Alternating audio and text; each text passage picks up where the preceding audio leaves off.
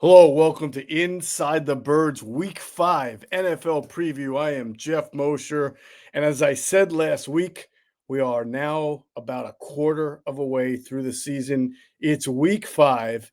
This is the time where you start to see the teams separate. You start to get a good feel of who's pretty good, who's struggling, who needs to do what. But I got to say, there are so many teams with major injuries early in the year that I'm not 100% sure right now. Some teams that I really like are giving me pause, at least for this week or maybe a week or two more, on what they can do and who they can beat because I don't know about their injury situation.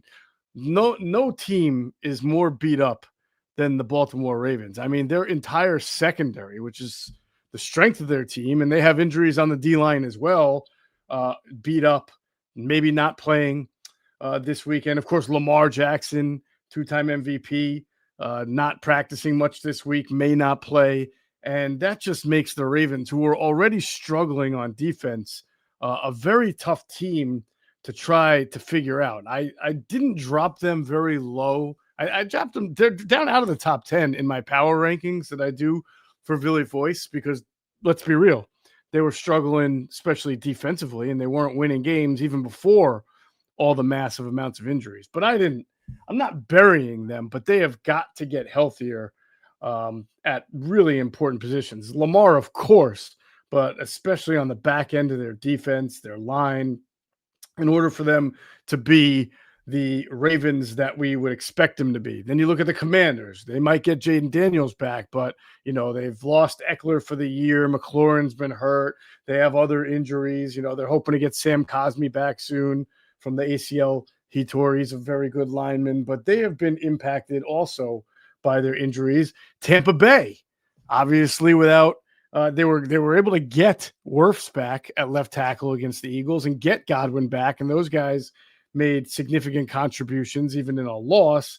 But Bucky Irving, their great running back, probably not going to play either.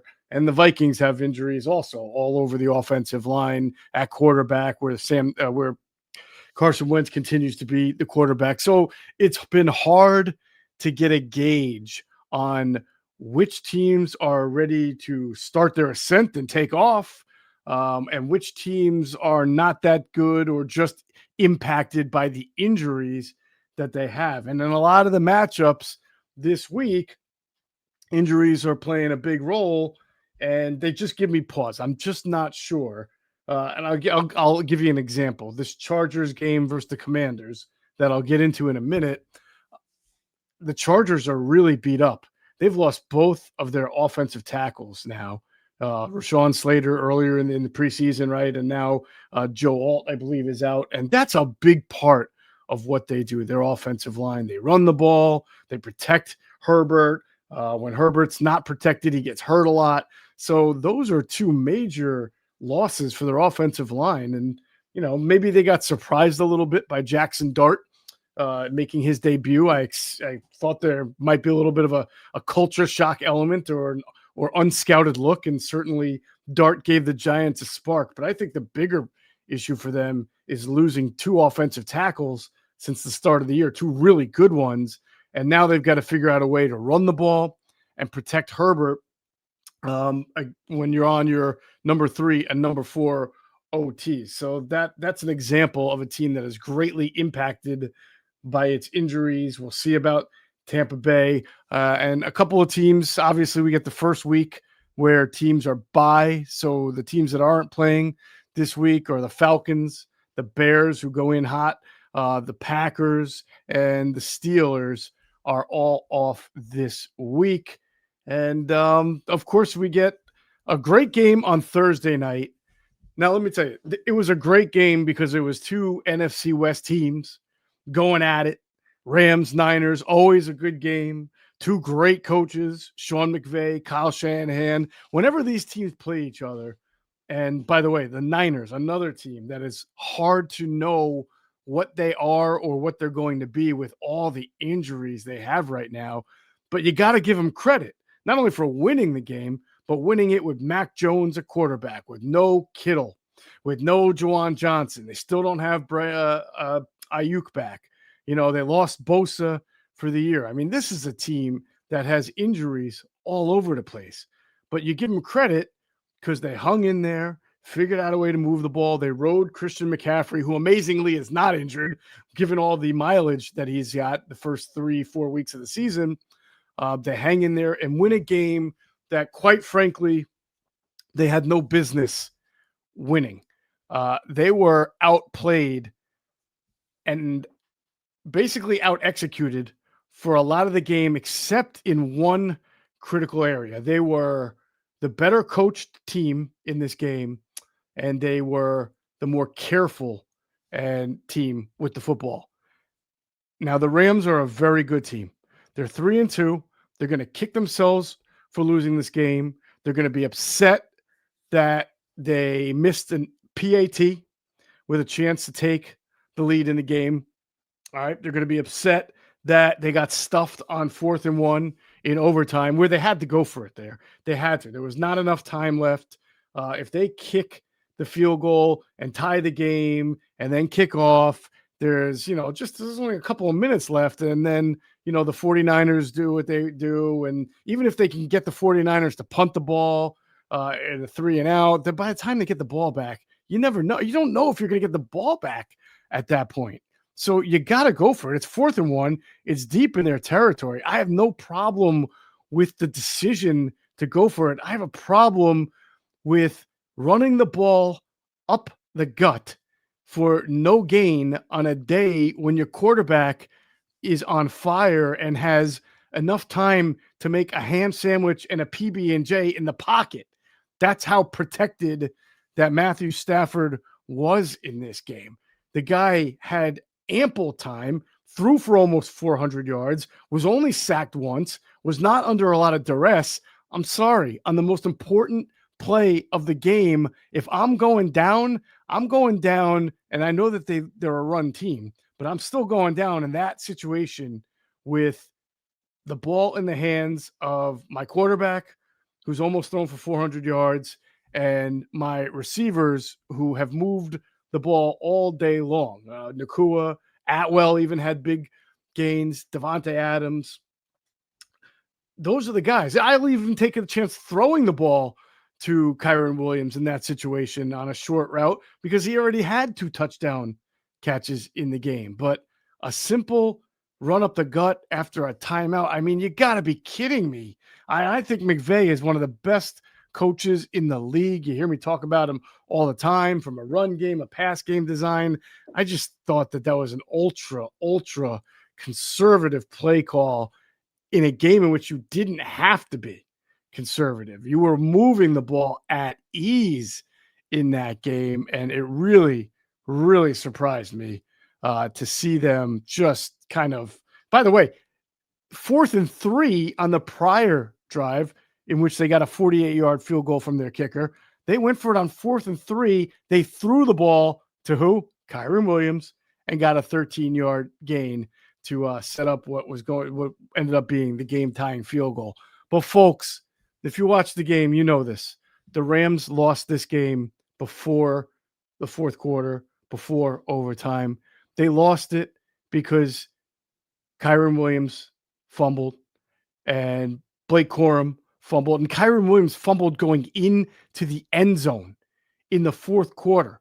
All right. They were down 23-20. He's going into the end zone and going to be up 27-23, and he's holding the ball out. And I guess maybe he thought he was going to try to push it over the end zone, but you can't do that. You can't lose the ball in that situation. And Williams is now developing a reputation for putting the ball on the ground in key moments. You saw him do it in the divisional playoffs last year against the Eagles.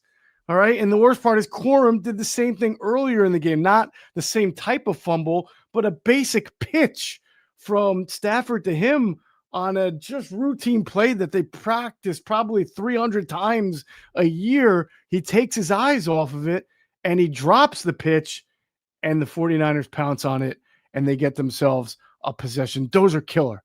Those are so brutal. You're talking about at least 7 points they should have scored on the Williams fumble, but on the other fumble too, I just absolutely brutal. Uh, the 49ers were able to capitalize. They didn't play great, but give them credit again because they were basically on backups at every position. They were, except for their running back, who did an excellent job, as McCaffrey always does. And their quarterback did a nice job controlling the game. But look, they averaged 2.2 yards a run. They've struggled to run the ball all year long. They got a couple of nice throws from Jones, Mac Jones, that nice little throw to Bourne. But they basically just played small ball and let the Rams fall all over themselves. And this will be the second time in 5 games that the Rams are going to look at themselves and just say, we should have had this game. Figured out a way to snatch defeat from the jaws of victory. And folks, the Rams are a good team. I don't know if they have enough to win a Super Bowl. They clearly have enough to contend for it.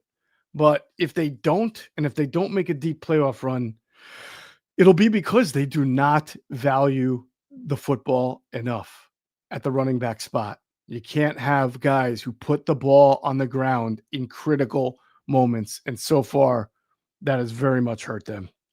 And so you got a really nice NFC West race here, with the Rams, with the Seahawks, who are all of a sudden off to a good start, with the Cardinals, who are okay. I mean, it's going to be a tight division, and this one will probably come down to the wire. I do think the Rams are the most talented team. The Niners are now 4-1, so you got to give them a lot of credit for overcoming their injuries.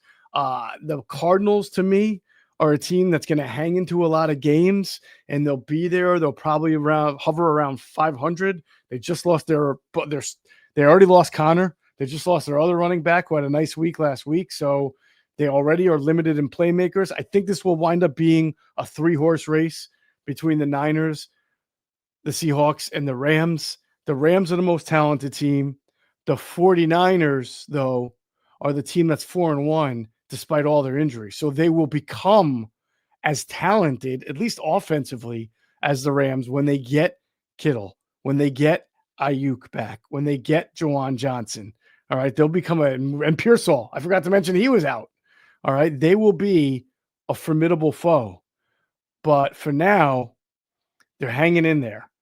And good for them for winning that game. They stole a game they absolutely needed to steal this early in the year, and that puts them in a good spot. And we'll see with the Seahawks. The Seahawks are doing some good things defensively. They're doing some good things offensively. They're 3-1. This will be a big test for them this week as they face a Buccaneers team that's a little bit undermanned. Hey, you know that one guy in the group chat who hit a 5-leg parlay week 1 and he wouldn't shut up about it for the rest of the season? Sounds like Kaplan, right? Yeah, it could be him. It could be you, and we would all want to be you. My bookie makes it stupid easy to get in on the action, whether it's college ball, NFL, super contest, and survivor pools, all the spreads, player props, and in-game lines that you could want all under one roof. What more could you want than that? If you're new to my bookie, use our code, THEBIRDS, THEBIRDS, the birds. Use the code, and any bet you choose up to $500 is fully covered. Make your play, and if it doesn't hit, you get it right back when you opt in using your bet back bonus token. There is no better time to jump in right now. No better place to play. Football is back. Let's make some money with my bookie. Sports are all about competition. Every snap, every possession, every clutch moment matters. That same energy is what 1v1 Me brings to video games. Every single day, you can watch and stake on matchups in Madden, NBA 2K, FC, and Call of Duty Search and Destroy. All the games are streamed live. Every match has refs, and payouts are instant. And these aren't just random online lobbies. These are the best players in the scene, pros, streamers, and rivals. With season playoffs and the championship game on the line, every game matters. Over $100 million has already been paid out on the app, and the community is growing fast. If you're a sports fan, a gamer, or just someone who loves having a little extra on the line, 1v1 Me is where you need to be. It's not just about winning, it's about the bragging rights too. Every match has a chat going crazy, and you can back your picks in real time. Download today and use code BIRDS. Your first stake on the app is risk-free. That's code BIRDS for a risk-free first stake. So let's get into these 1 o'clock games. The Vikings are basically commuting. They played in Dublin, Ireland, the first ever game in Ireland last week. They lost to a Steelers team that basically teed off on Carson Wentz and sacked him 6 times. And, I guess with all the offensive line issues that the Vikings are having, you could see how a Steelers defense, which has been inconsistent this year, would find its groove. I know the Vikings scored a couple of points there in the fourth quarter to make it look closer than it was, but that was kind of a one-sided game for most of the game. And now they go, I guess, take a little skip around the pond from Ireland to London, and they will host the Cleveland Browns. The Browns have given up on the Joe Flacco experiment. They are going with Dylan Gabriel. Vikings are 3.5-point favorites. It's a little dangerous to me only because, and I get it, because Dylan Gabriel's first pro game, he gets thrown to the Wolves and has to face a Brian Flores defense that will blitz him until tomorrow, and they will come at him. And listen, Dylan was known at Oregon. You saw it. He gets rid of the ball very quickly, but the Browns have some offensive line issues. I think they don't have Cedric Tillman. They're a team that wants to try to run, try to get some timing and rhythm-based offense with Dylan Gabriel. That is very difficult to do against a Brian Flores defense. A Brian Flores defense speeds up your clock, makes you have to get rid of the ball even faster than you want to, puts a lot of pressure on you. This has a chance to be a very ugly turnover play game if Dylan Gabriel is seeing ghosts out there in his first start. And with Carson Wentz having to go up against a Cleveland team that has a good defensive front, obviously Myles Garrett, and plays good defense, but just hasn't been able to get anything going offensively. The over-under for this game is 35.5, which is by far the lowest of the week. And that's probably a fair total for them. The Vikings are going to get hurt by having some offensive line issues. The Browns are going to get hurt by having just overall offensive lethargy against a team that's going to come after them. Should be an interesting game stylistically with both of those defensive fronts coming after the quarterback. And then we get to the Indianapolis Colts. And man, did the Colts talk about teams that are kicking themselves. The Colts had a great opportunity, and they're a good team. They have shown you they're a good team. They had an opportunity to beat the Rams last week, and their second-year receiver, Adonai Mitchell, will have to grow up quickly because AD cost them 2 touchdowns.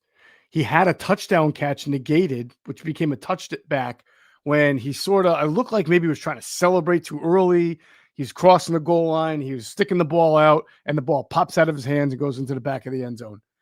And then later in the game, he negates a Taylor touchdown, Jonathan Taylor long touchdown run with a holding call, and they lose by a touchdown.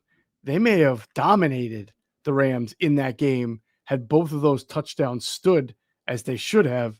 Instead, they lose a tough one in LA, 27-20. And now they get to come home and get their rebound game against the Raiders. The Raiders finally unlocked Genti last week. He had a really nice game. I think he had three touchdowns in the game. He's obviously someone that the Raiders need to get the ball more. I couldn't figure out why they weren't getting him the football earlier. They lost in that game 25-24 to the Bears, but nonetheless, they were able to get, I'll give you the numbers right now, 138 yards and a touchdown on the ground, and then 2 catches for 17 yards and 2 touchdowns in the air. They need to ride him. It looks like Brock Bowers has been a little bit beat up. Geno himself hasn't been as good. He's been throwing interceptions, which he will do. He's an accurate quarterback, but he will certainly throw interceptions and he gives the Raiders a better chance to win than any quarterback that they've had, but he also takes opportunities away when he's not careful with the football. But nonetheless, the Raiders found something finally with Ashton Genty. So it'll be a good matchup between two really good running backs, Genty and Jonathan Taylor, who's as good as anybody in the league. But you got to like the Colts in this game. They are at home. They are the favorite by 6.5, and that's pretty fair line for them. Honestly, the Colts should be 4-0. They should be 4-0, but they're 3-1 with a really good chance to become 4-1 and really start to make noise in the AFC South. The AFC South is competitive right now because Jacksonville is off to a very good start as well. I don't know if I totally buy in to the Jags, and we'll see because they face the Chiefs in the Monday night game. But they are 3-1. But really, between the Texans being 1-3 and the Titans being 0-4, the Colts, if they can get to 4-1, have a really good opportunity here to put some early distance. I still think at the end of the year, the Texans will get competitive and make a push here. But if the Colts can get to 4-1, it's kind of like the way the 49ers are in the NFC West. You're buying some early wins because you know over the second half, you're going to get figured out a little bit. Other teams are going to figure themselves out a little bit. So you got to stack the wins when you can. Another 1:00 game. By the way, the Minnesota-Cleveland game is 9:30 here. It's not a 1:00 game, traditionally 9:30 a.m. So you get to watch that in the morning before your 1:00 games. All right, the Giants at the Saints. I wonder if this is a little bit of a trap that the Giants are walking into. They clearly got a spark from Jackson Dart. I thought it was a little bit of a risky move by Brian Daboll, but obviously Dart gives them something. Even without Malik Neighbors, they're able to go out there and beat a very good Chargers team in their own state, in the Giants Meadowlands. But now you got to go to face a Saints team that is very bad. And by the way, the Giants showed you what I've been saying about them in that game against the Chargers, is that the Giants need to be able to stay ahead of the sticks and move the ball well and give their defense, which has good personnel, a chance. If they can do that and take a lead, which they did, by the way, they were up 7-0 on a Dart touchdown run. Then they went up 10-0 in the second quarter. And what that helps their defense do, and these great pass rushers like Dexter Lawrence and Brian Burns, it allows them to get after the quarterback. Burns had a sack. Thibodeau had a sack. Herbert was through 2 interceptions. So if the Giants can get a lead in any possible way, it's so much more beneficial for them, because they haven't been able to do that in the past, and they weren't doing it with Russell Wilson at the quarterback. But I just wonder, you go into the Dome in New Orleans. It's a loud place. The Saints are a bad team, but yet they seem to be in a bunch of games that they play. We know it's tough to win in New Orleans. We know the Giants aren't so good now because of one quarterback change. They're going to beat teams like the Chargers week in and week out. The Saints are 0-4. They've played 2 home games. They lost to the 49ers by 5, and they lost to the Cardinals by 7. So they don't get killed at home. They lose on the road because that's where the talent differential and the loss of that loud dome that they play in matters. But I think that this won't be easy for the Giants. If you look at the Giants and say they're a totally different team with Dart at quarterback, and now they're going to go and play this crappy 0-4 Saints team, and they should come out of there with a 21-point win, you're nuts. That's not how it works. Quarterbacks can give a team a spark for a week or 2, but then things come back. In fact, last year alone, the Saints were 2-0, averaging 40 points a game before all the injuries hit in, and then the reality of who they are hit in, and then they were a very bad team the rest of the way. The Saints are actually 2.5-point favorites in that game. That tells you that the odds makers understand the same thing as well, that what happened last week for the Giants could be a flash in the pan victory and maybe not exactly what to expect from this team. We will learn a lot about who the New York Giants really are after this week. And for the Saints, they're just trying to win a game. They're come home. This is a team that they probably feel they can beat, and they will play hard because they always do at home. The Cowboys are at the Jets. The Cowboys are 1.5-point favorites. A little interesting to me. Not that the Cowboys are favorites, but by only 1.5 against a Jets team that is just hemorrhaging. I mean, they penalties, they get turnovers, they give up points in droves. I mean, they lose to the Dolphins. They give up 27 points to the Dolphins. And honestly, it was 27-21. It wasn't that close. Dolphins had control of that game. Dolphins ran on them. As soon as that game got a little close, the Dolphins went to the ground, started running the ball at them, lost Tyreek Hill. So what happens? They throw it to Jalen Waddle. They throw it to Darren Waller. I think it's back to the drawing board time for Aaron Glenn with this defense that is giving up an average of 30 points per game, right? 34, 30, 29, and 27. So right around there. They got to go back to the drawing board because this Cowboys team can score. Cowboys team is not great, not perfect, but very gutty in their tie, their 40-40 tie against the Packers. Yes, it was in Dallas, but they were without CeeDee Lamb, and they were all banged up on the offensive line, and they still are. Booker's been hurt. Smith's been hurt. Guyton's had a concussion, all right? They're banged up on offense, and they didn't have CeeDee Lamb, and yet Dak Prescott played a heck of a game. Maybe one of the best games he's ever played. 3 touchdowns, 31 for 40.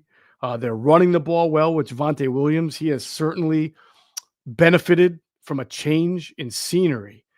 So I kind of expect the Cowboys, and I get that the Cowboys defense is not very good either, and you can really pick them apart. I just don't know that the Jets can do it. The Jets have 2 guys who can move the ball for them right now, Breece Hall and Garrett Williams.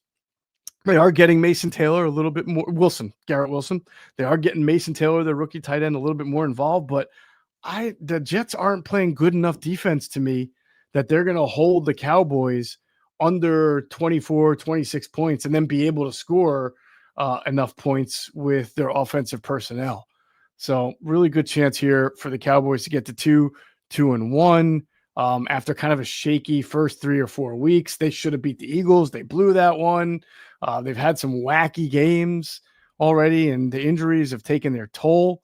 But this is a really good opportunity to go in, beat a bad Jets team, kind of shake off that ugly loss they had to the Bears, and only beating the Giants by the skin of their teeth in week 2, and start to get themselves right and get themselves healthier. They really have to get themselves healthy.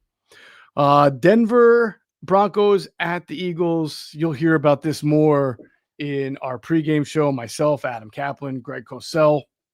It's already up, so you can go listen to the full and complete breakdown. And I'll just say this. I do think the Eagles are skating on thin ice a little bit with their offense. This is a Broncos team that knows how to rush the passer. They have some elite pass rushers that some people have never heard of. If you don't know who Nick Bonito is, Google him. If you don't know who Jonathan Cooper is, Google him. All right, go take a look at the stats. This team knows how to get after the quarterback, but more importantly than that, they understand how to get after quarterbacks who are mobile. They play Mahomes twice a year. They play Herbert twice a year. They played the Colts, so they played Daniel Jones a couple of weeks ago, and they kept him in the pocket for the most part. They did not win the game, obviously, but they did have some good pass rushers. I watched them on tape. They will have a good plan against Jalen Hurts. I'm not saying it'll work, but they'll know how to keep him in the pocket and throwing, and it'll be up to Jalen to then become a little bit more of a comfortable pocket passer. I would be very surprised if Jalen had massive amounts of rushing yards. If he does, it means the Broncos did not do what they have done on tape so far this year, which is understand how to rush the quarterback wide, keep him in the pocket, stunt a lot in the middle, create middle traffic so the quarterback can't just step up and have easy running lanes. And that'll be a big factor in this game. Do not be surprised if the Broncos come out of here with a win. The Eagles are 3.5 point favorites. All right. The Miami Dolphins are at the Carolina Panthers. We all saw the gruesome injury Tyreek Hill suffered. Tough break for him. Miami still managed to win the game. So for 1 week, the heads will not be rolling in South Florida, because I thought if they had lost that game to the Jets, that heads would roll. And I'll say the same thing. You're going to play against a Carolina Panthers team that has been dreadful, absolutely dreadful. They had 1 week where, and I think this says more about the Falcons than the Panthers. They had 1 week where they woke up and won 30-0 2 weeks ago. And if you thought that was going to carry over into their game against the Patriots, you were wrong. They lost 42-13 to the Patriots, this Carolina team. They are not good. And I'll tell you what, you're going to have to, it will be a long time before you see a game like that again between the Patriots and the Panthers. Because if you look at the stat sheet, all right, if you look at the stat sheet, the Panthers won in almost every category that you can imagine. All right. I'll give you the breakdown on this for the Carolina Panthers. This is going to be staggering. All right. They had more yards. They had a better third down percentage. They won the time of possession, and they ran 17 more plays than the Patriots. And they also had no turnovers, and they lost by 29 points. Do I need to repeat that? More yards, better on third down, better time of possession, more overall plays, and no turnovers, and still lost by 29 points. If somebody can figure that one out, let me know, because that's an amazing incongruency from the stat sheet to the actual outcome.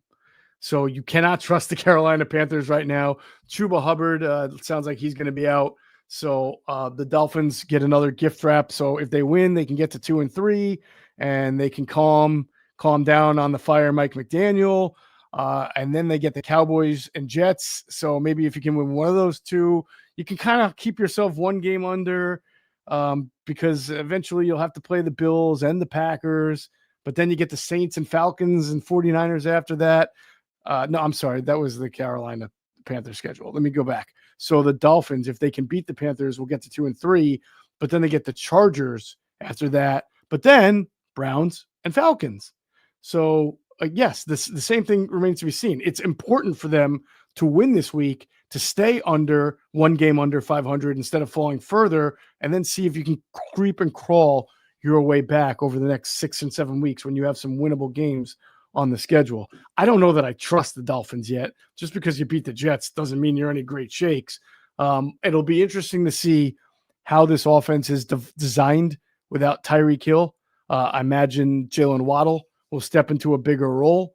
Darren Waller may have to play a little more as his snap share maybe will go up. We'll see if he can stay healthy. That's always been an issue. Achane, the running back, is great. He has to stay healthy.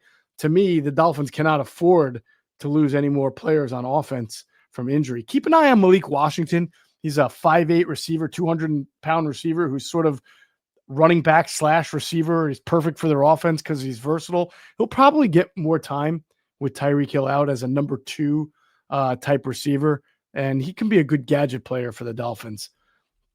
All right, 1:00 game now. Last one. The Texans are at the Ravens, and the Texans are 2.5-point favorites, despite the fact that they just got their first win of the season. And to get their first win, they had to beat a Tennessee Titans team that is winless itself. So this is sort of crawl before you walk territory for the Houston Texans. They just needed to get right. They played fairly well, at least well enough offensively to win. I've told you all along, their defense is very, very good. And they shut out a Titans team that, is a mess offensively. Callahan gave up play calling duties to not even his offensive coordinator, to his quarterback's coach. And that didn't help because they scored 0 points. It wasn't like the Texans waxed them 26-0. It was 12-0 going into, it was 6-0 going into the fourth quarter. Then it was 12-0 and then 19. And then obviously it got away with them. Woody Marks playing a bigger role, the rookie running back out of USC, doing a nice job in his most extended playing time. They're going to continue to get the ball to him. So this wasn't exactly a imposing, intimidating Texans offense that woke up, but they got 26 points and they got to win. And that's crawling before you walk. And now they get sort of an opportunity to go to Baltimore and play a Ravens team that probably won't have Lamar, no Roquan, Marlon Humphrey, Nate Wiggins, Ronnie Stanley, Kyle Hamilton. All these guys are hurt. And I don't know how many of them, if any of them, are going to play. They already lost Matabike, their great defensive tackle, on IR. So this Ravens team is ripe for the taking. But I caution you, don't just assume the Ravens are going to pack up and fold like an accordion. First of all, they're too well coached to just fold. They will not fold. They may lose, but they won't fold. Harbaugh's a great coach, and they still have a lot of talent. They still have Derrick Henry. They still have some good players that they can lean on. Not a whole lot, but they've got Derrick Henry. All right. Good offensive linemen, good scheme, good coordinators. All right. They will show up and they will not fold like an accordion. I promise you that. The second thing, Cooper Rush, we've seen him as Dallas's backup quarterback. I believe he actually has either a winning or a close to 500 record as a backup quarterback, or at least he did. And then last year things fell apart when the Cowboys were just decimated by injuries. But the thing about Cooper Rush is that he can run your offense. He can keep you on schedule. Yeah, he's 9-5 as a starter in this league. All right. I'm not sitting here telling you Cooper Rush is somebody that you want to bet a lot of money on to win. Okay. What I'm saying is he can keep an offense on schedule. And you already have a guy who helps you stay on script in Derrick Henry. Derrick Henry will move the chains no matter who your quarterback is. It's not like he needs Lamar's running ability to be a good running back. No, Derrick Henry is fine. And Cooper Rush has been a good backup quarterback who's capable of winning and keeping you on script. So I don't think that the Texans are going to walk into Baltimore and come out like, yep, all right, that's our 41-0 win. This is going to be a hard game for the Texans. I understand why they're favorites. I understand the injuries that the Ravens are facing. I understand the urgency the Texans really need to win this game and get to 2-3 going into their bye week. But it's going to be an interesting game.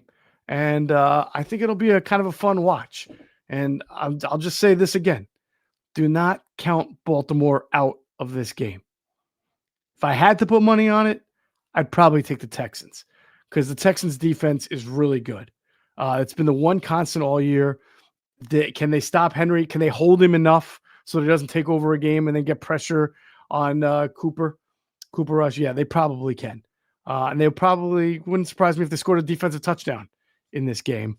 But I still think it'll be a pretty good game to watch. Hey, fall is planting season. Did you know that many plants and trees actually do better when planted this time of the year? But you got to know where to start. And that's why I love fastgrowingtrees.com. Doesn't matter if you live in the sunny South or if the air's getting a little chilly where you are, the plant experts can help you find the perfect fit for your space. They've got everything your yard needs: fruit trees, privacy trees, shrubs, flowering trees, so much more. And Fast Growing Trees makes it so easy for you to have your dream yard because you can order online and get your plants delivered directly to your door. If you're like me, you're tired of spending way too much money on landscaping. And if you walk into one of those nurseries and you look at all the stuff they have, you have no idea where to begin. That's why you need fastgrowingtrees.com. Doesn't matter about the size of your yard. They got over 6,000 plants to fit any space, and a 14-point quality checklist ensures you will get the best quality plants possible. This fall, they have the best deals for your yard, up to half off on select plants and other deals. And listeners to our show get 15% off their first purchase when using the code BIRDS at checkout. 15% off at fastgrowingtrees.com using the code BIRDS at checkout. Now's the perfect time to plant. Use BIRDS to save today. The offer is valid for a limited time. Terms and conditions may apply. Check out the link below or in the show notes and support the show. Hey, Philly fans, game day is stressful enough. Parking, traffic, long lines. We've all been there. But when it comes to your cannabis, Camden Apothecary makes it easy. This is the dispensary for sports fans, just minutes outside of Philly with plenty of free parking. You'll be in and out fast, no hassle, no waiting. And they don't just care about convenience. Camden Apothecary is all about the guest experience. Their staff makes sure you feel taken care of every time you walk in. Plus, they carry only the best quality cannabis at the fairest prices. So whether you're stocking up for the tailgate, the watch party, or celebrating a big win, you know you're getting the good stuff without overpaying. They even show love to the community with specials for fans, students, service members, and healthcare pros. Camden Apothecary, top quality cannabis, great prices, and an experience made for Philly fans 21 and up. All right, on to the 4 o'clock games. Well, if the Houston-Baltimore game is a fun watch, or if, I don't know, the Eagles-Broncos is a fun watch, I can't say the same about the Cardinals and the Titans. I think the Titans might very well fire their head coach if they lose this game. Brian Callahan, I said it, he gave up play calling to his quarterback's coach. It didn't matter. This is a team that just has no offensive rhythm. And the very least you could say about the Titans going into this year was that they had to be better offensively than they were under Will Levis, because Levis was a turnover machine waiting to happen. I mean, this guy gave opportunities. He gift wrap opportunities for the opponent.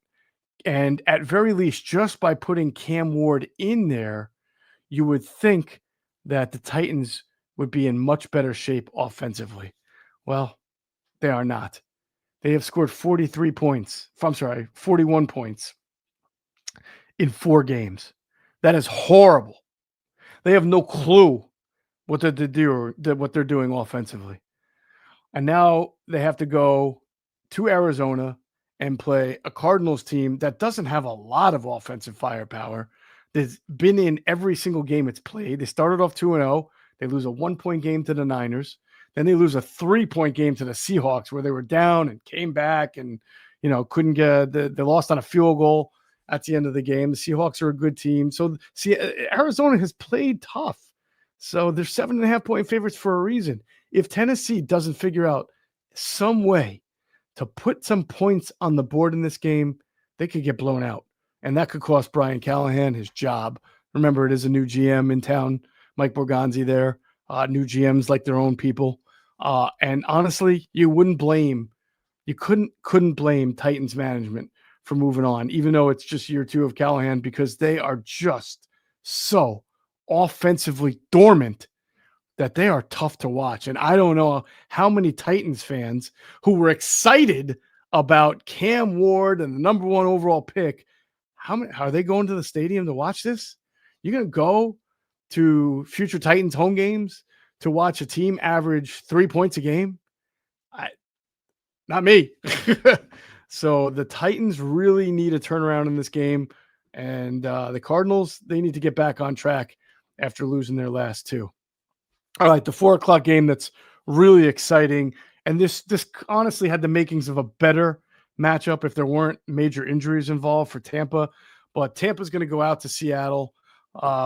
They are not going to have Bucky Irving. And it's just like, you feel for Tampa. They get Wirfs back. They get Godwin back. But then they lose Evans. And now they lose Bucky Irving for this game. So they're a team that, once they get everybody healthy, they're going to be probably going to take off. They're already a pretty good team. And this is a really interesting match of styles. Tampa Bay, you saw against the Eagles, they can really get after the run.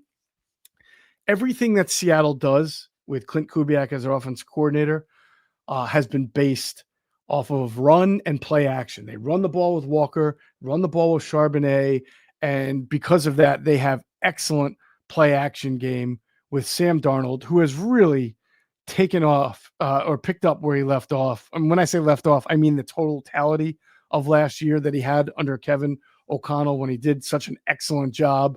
Yes, he can still be rattled by pressure. We saw that in the playoffs, but he is a fantastic play action quarterback, and he is letting it rip right now like anybody is, averaging 9 yards per attempt, which I believe is only second to Lamar Jackson, who's one of the best deep ball throwers in the league, right?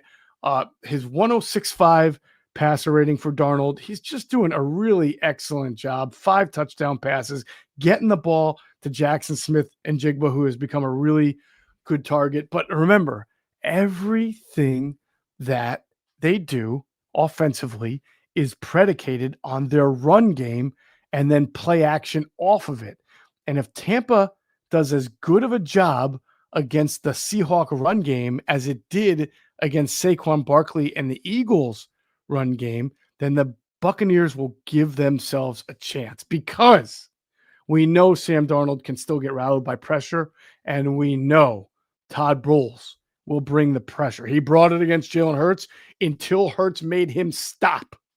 Okay. He reluctantly, I'm sure he had to swallow his pride, Todd Bowles, to stop blitzing. But when he did stop blitzing Jalen Hurts, it wound up being an advantage. I don't think he's going to want to stop blitzing against Sam Darnold. The Seahawks just don't have a ton of weapons where Darnold can go, or places where Darnold can go with the ball. Their tight end Barnidge has been okay.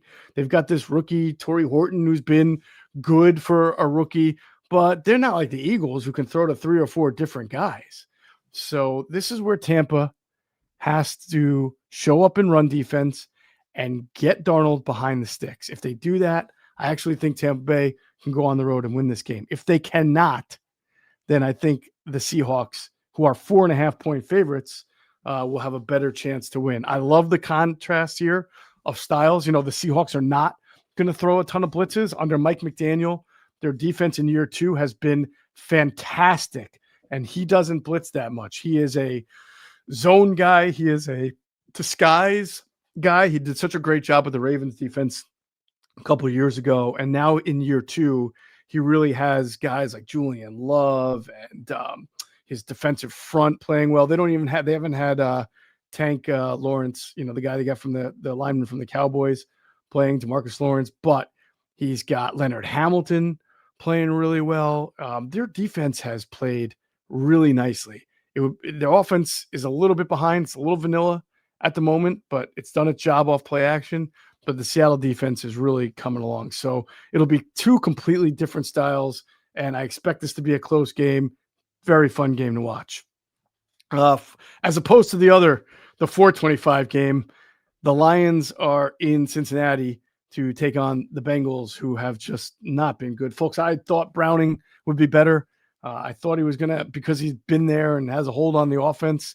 I thought that they would be at least functional on offense, and they have been anything but. They are an embarrassment right now. They cannot move the ball. We already know their defense stinks. They have lost their last 2 games to the Vikings and the Broncos by a combined score of 76-13. And now they got to go play a Lions team that is averaging 40 points over the last 3 weeks of the season. I can't imagine that this is getting any better for the Cincinnati Bengals. And by the way, after that game, you're going to have to play the Packers. And then you'll have the Steelers, who are suddenly finding themselves. So this is a real tough sledding for the Bengals. And for the Lions, I imagine it'll be business as usual. They are definitely in sync offensively since losing the season opener to the Packers. And the Lions are every bit the threat in the NFC North that they were last year. I get it. The Bears are 2-2 now and looking better. The Vikings are dealing with injuries. The Lions and the Packers are the 2 teams. And the way the Packers have played the last 2 weeks, lose a lead against the Browns, tie the Cowboys, and give up all those points that they've given up in the fourth quarter and overtime. Right now, you have to look at the Lions and say they're in pretty good condition. And if they can win that second game later in the year against Green Bay, they'll be in good control. All right, the other 425 game, the Commanders and the Chargers. I talked about this a little bit. I just don't know what to make. It's good for the Commanders to get Jaden Daniels back. We'll see on McLaurin. They don't have Eckler. They've been running the ball well as in general, and I think having Daniels back will help them.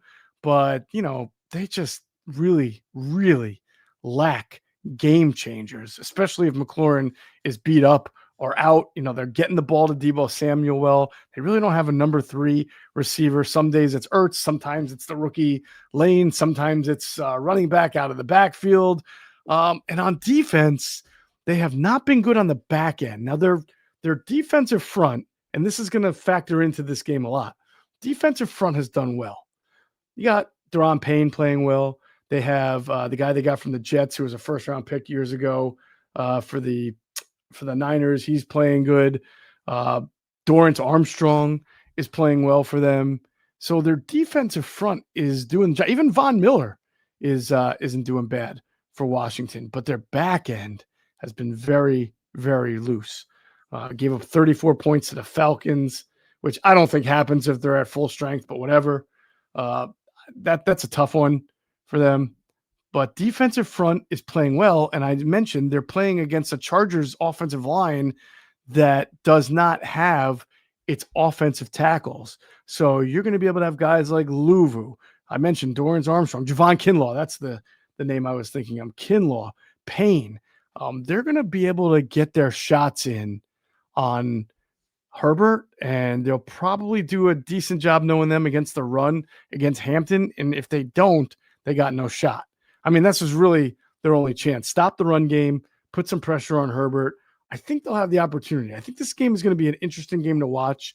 And we know that when Jaden Daniels is on the field, Washington almost always has a chance. He will figure out a way to run with the ball or to throw lasers to guys that, makes them better. So this should be a really, really good game. The Chargers are 3.5-point favorites. I'm a little worried about them. You had to fly all the way East Coast. You lose a game to the Giants. You lose one of your tackles. Now you come home. You haven't really gotten McConkey involved in your offense as much as you want. You are getting Quentin Johnson. That's good. Your run game's starting to come along, but then you lose. You're down 2 offensive tackles. That's always tough. Would not shock me if either team won this game, but with Jaden Daniels coming back for Washington, if they can just get some good defense and hold this Chargers offense down and hold Herbert in check and put some pressure on, then I think Washington has a chance to escape with one. We'll see. The night game is the Patriots at Buffalo. Buffalo 8.5-point favorites. All right, this is time for the New England Patriots. I told you about that Carolina game where the stat sheet, they were completely outplayed, but somehow won the game by 29 points. They've got wins against the Dolphins and the Panthers, who, let's face it, those are not impressive wins. They've lost to the Steelers. They've lost to the Raiders. So I don't know what to make of the Patriots, but I do like the way Drake May is playing. He's not afraid to let it loose, make some good throws. He's been spreading the ball around. Steph Diggs finally got involved in their offense. And this is like their first primetime game in a long, long time. All right. You got Drake May, you got Mike Vrabel as your head coach. You go out and get guys like Milton Williams, who's a little banged up. You go out and get guys like Steph Diggs. You spend some money on a cornerback. For this game, you want to show the world that you are ready to compete. No one's expecting you to go beat the Bills in Buffalo. We know that doesn't happen. But what you're trying to do is to go into Buffalo and feel good about yourselves after the game. The spread is 8.5. Can you keep it to 6 points? Can you make it 3? Can you make Josh Allen sweat just a little bit defensively? Can you threaten the Bills' defense, which can at times be suspect? All right. Can you show the Bills and the world on national TV that you are coming into your own? That is the question for the New England Patriots. I don't think anybody expects them to win. If they do that, that's gravy. That is unbelievable. Then all of a sudden you make a big statement. But I think the Patriots can even make a little bit of a statement about what they're going to be and how they're going to come together if they can just make the Bills sweat it a little bit, because nobody's been able to do that. And the Patriots certainly haven't been able to do that in quite a while. Excuse me. All right, last thing, the Monday night matchup. The Chiefs are at the Jags. Kansas City. Now it's funny how the flip gets I'm sorry, the script gets flipped very quickly. It was just a couple of weeks ago, Kansas City was underdogs at home to an Eagles team, right? Then they play fairly well in a loss, and then they go travel across and beat the Giants, and they come home and take advantage of a bruised and battered Ravens team, and they get a really big win. All right, that was a huge, huge win for the Kansas City Chiefs. Make no mistake about it. They are 2-2 now.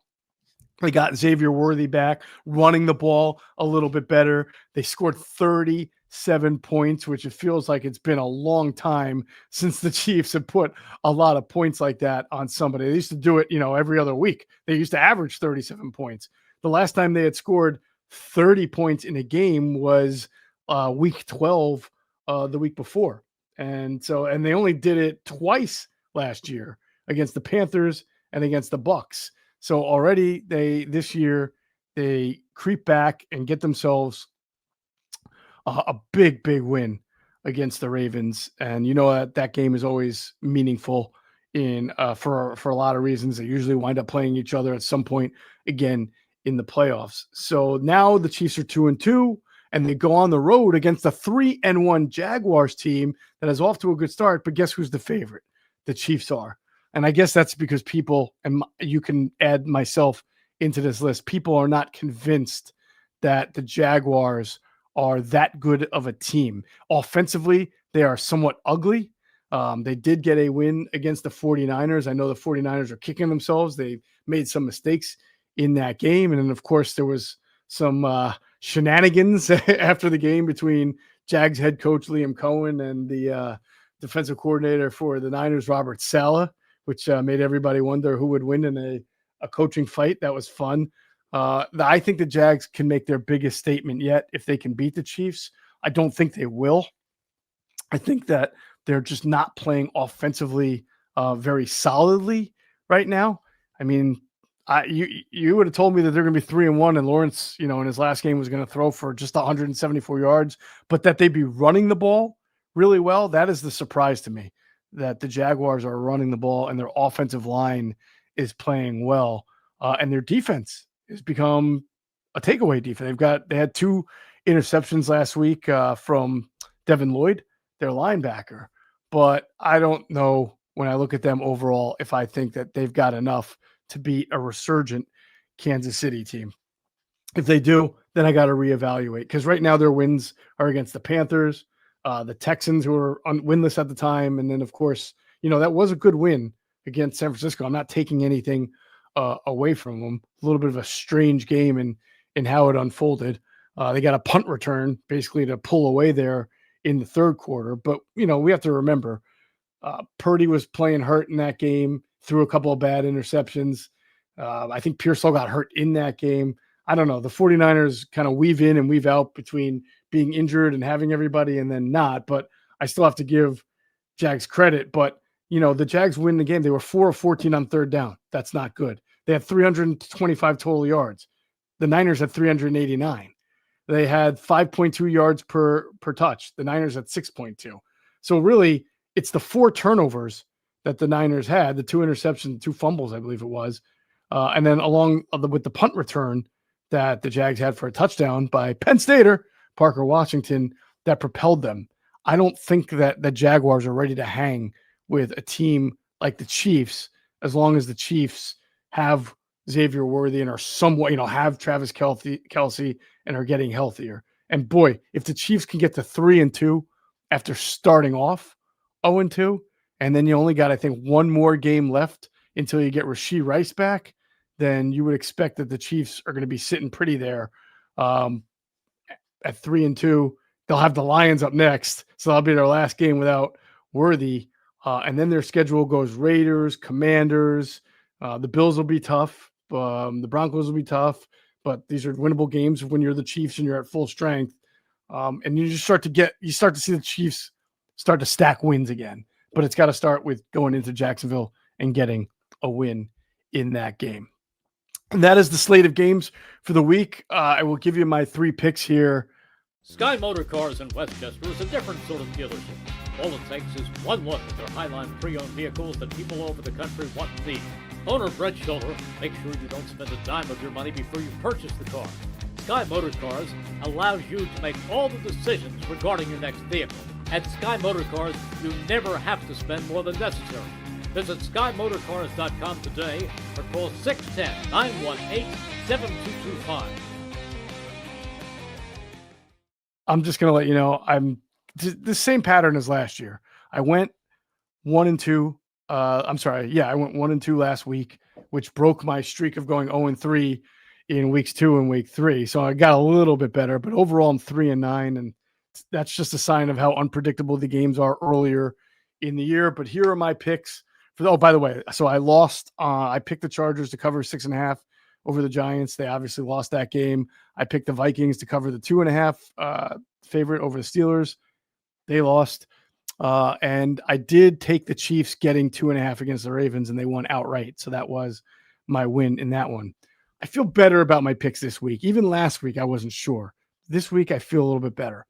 I like the Colts 6.5 point favorites at home against the Raiders. I like the Colts to cover. I like the Cowboys 1.5 point favorites on the road against the Jets. Now, I get a little pause because every time a team like the Jets starts off 0-3, 0-4, 0-5, you know they're not going to go 0-17. So there's going to be a win coming somewhere. But I just don't see how this Jets defense, unless it does an about face, has any answer for what the Cowboys can do offensively. So I like the Cowboys to cover the 1.5.